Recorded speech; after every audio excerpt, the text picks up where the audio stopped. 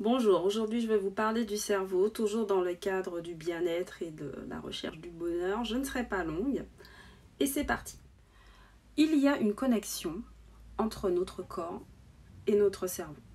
Quelle que soit la condition actuelle, nous avons la capacité de modifier nos voies neuronales. En clair, notre capacité d'épanouissement est régie par la condition physique du cerveau émotionnel et logique, ainsi que de la qualité des pensées qui en émanent.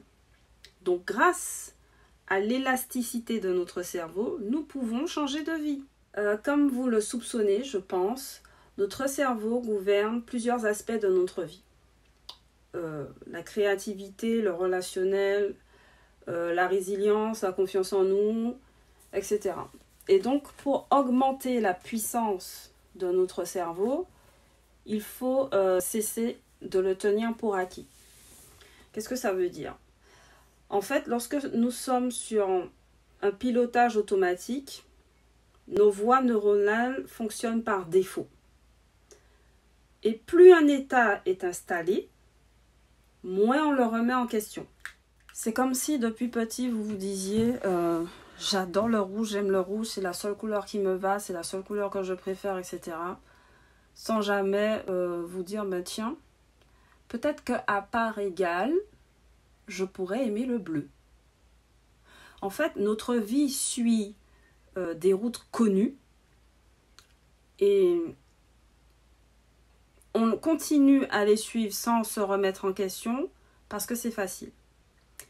Dès qu'il y a un changement, peu importe lequel, peu importe l'infime petit changement dans votre vie, le cerveau le perçoit comme une menace.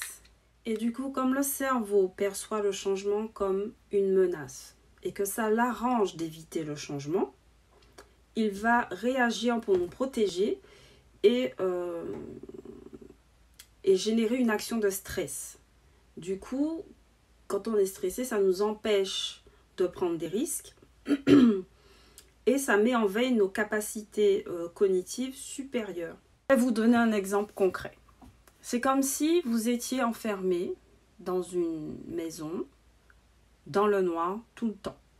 Et qu'un jour, par le plus grand des hasards, quelqu'un réussit à rentrer en communication avec vous. Parce que ce jour-là, peut-être que vous étiez plus ouvert que d'habitude vers ce qui se passe en dehors de votre maison.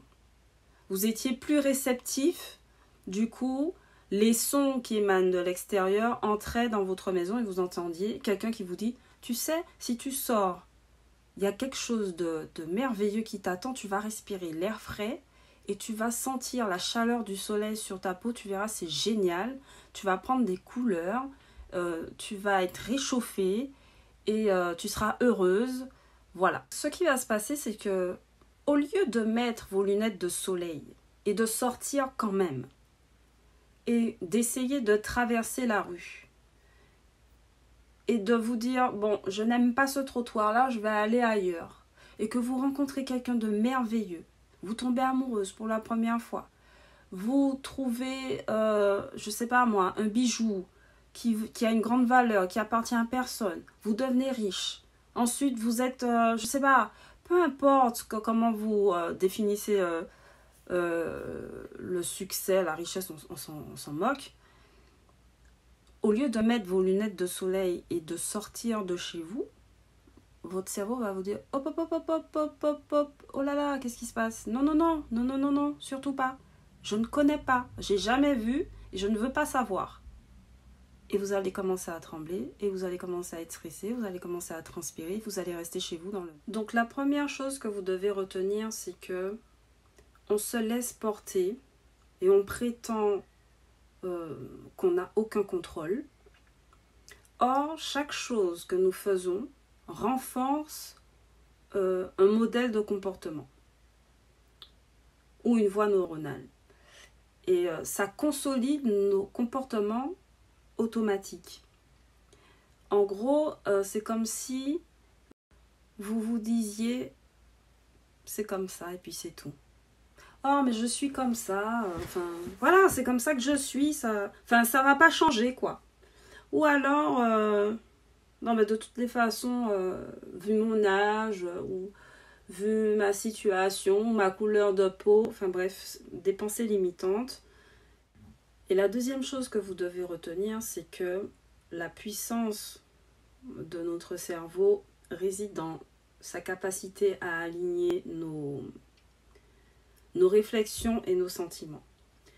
Le cerveau fait peu de différence entre un événement réel qui survient du monde extérieur et la construction d'une visualisation forte du même événement en vision, que ce soit important ou anodin.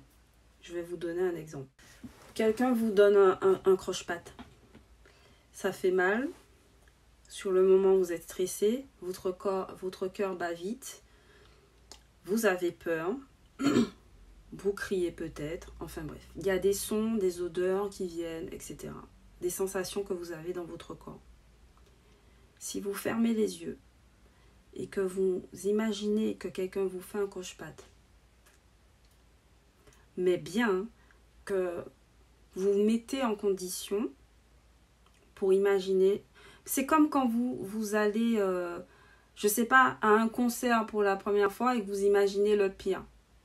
Vous vous mettez déjà dans une situation de stress et en visualisant, en imaginant la scène, en vous voyant à ce fameux concert, et ben votre corps va commencer à avoir les mêmes effets que quand vous êtes stressé, etc. C'est pareil pour le croche-patte, vous allez avoir peur. Vous allez presque sentir la douleur, vous allez presque sentir un cri sortir de votre bouche. Vous allez vous mettre dans le même état que si c'était réel. C'est comme aussi pour les enfants, quand on leur met un suppositoire, ils ont peur, ils ont déjà eu la première fois, la deuxième fois, ben, ils vont déjà être stressés, ou alors quelqu'un leur a dit ça fait mal, ou tu vas avoir mal, ou n'aie pas peur. Mais en fait, le cerveau ne comprend pas la négation, donc il retient qu'un seul mot, c'est mal en fait. Du coup, en sachant cela, en sachant que, en ayant une visualisation forte et que vos pensées sont hyper connectées avec votre corps, vous avez la clé pour être heureux.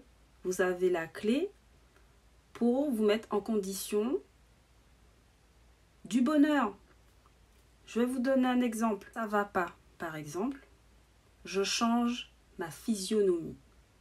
C'est l'illustration même de ce que je viens de vous dire.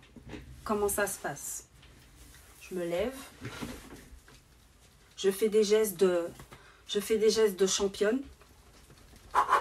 Et je crie yes! On saute sur place. On sourit. Ça va déjà mieux. Ça va déjà mieux. J'ai changé ma physionomie.